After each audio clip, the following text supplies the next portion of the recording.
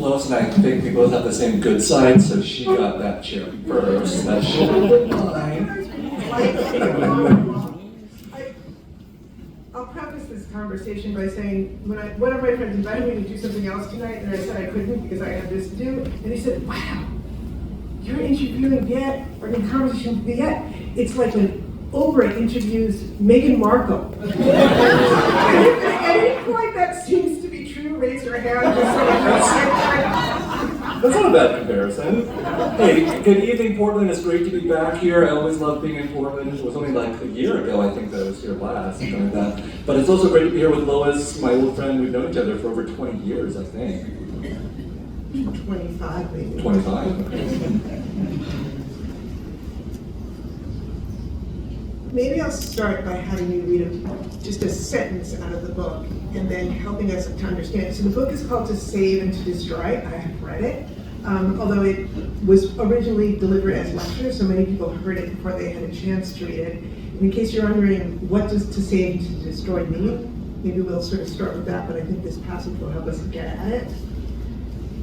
Do you want to read it? Do you want me to read it? Oh, okay, you read it then. Those are lectures, like you said. I read every single word of those.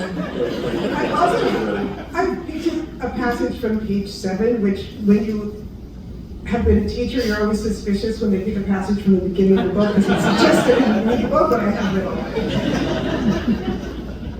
This theme of salvation and destruction should be familiar enough to anyone who is or has been a devotee of a religion, including Catholicism, communism, or capitalism. Can you tell us a little bit more about what you mean? Sure, I can, absolutely. These lectures were given at Harvard, but when I got the invitation to give these lectures, my first reaction was, you got the wrong guy.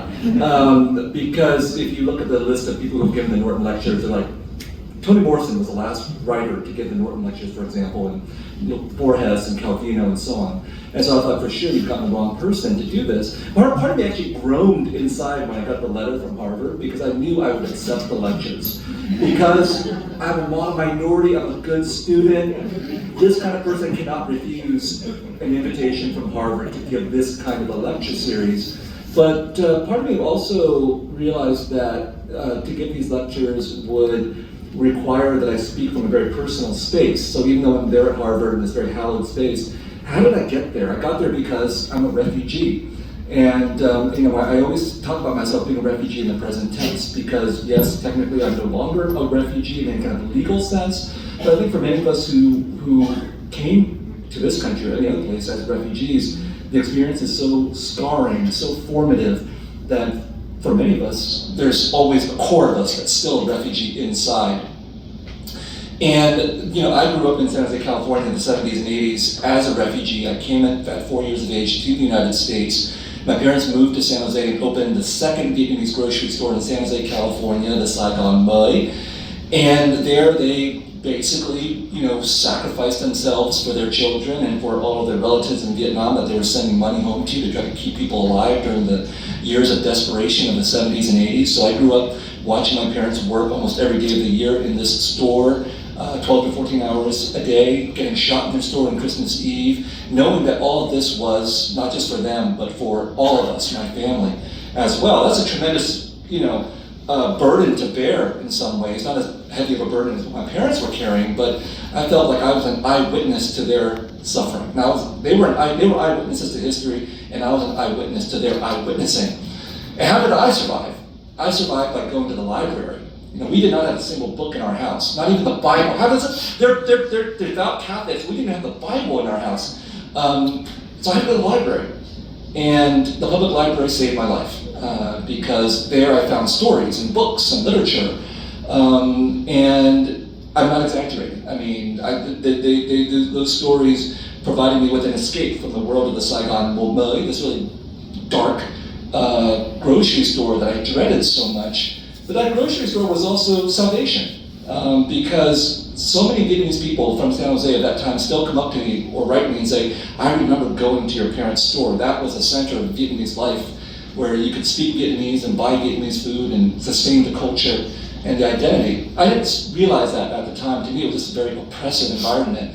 So I saved myself by going to the library. And I think for those of us who love literature, that idea is very common. You know, literature saves our lives.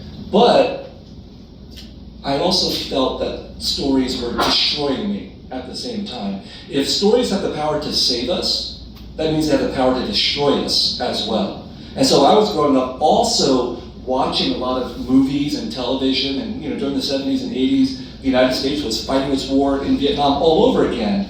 In like Platoon and Apocalypse Now and movies like this, I was watching all of that, which is an exercise I recommend to nobody, especially if you're Vietnamese. And so, those watching these movies and reading American novels of the Vietnam War really destroyed me because I recognized their power as art.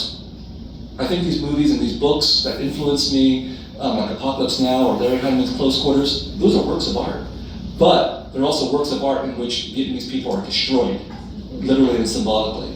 And so I wanted to grapple with what that meant, like how can art and literature and really wonderful, humane works both save and destroy at the same time. And that sense of the power of art and literature is what formed me into a writer, and that's what these lectures are about. They're not sentimental about,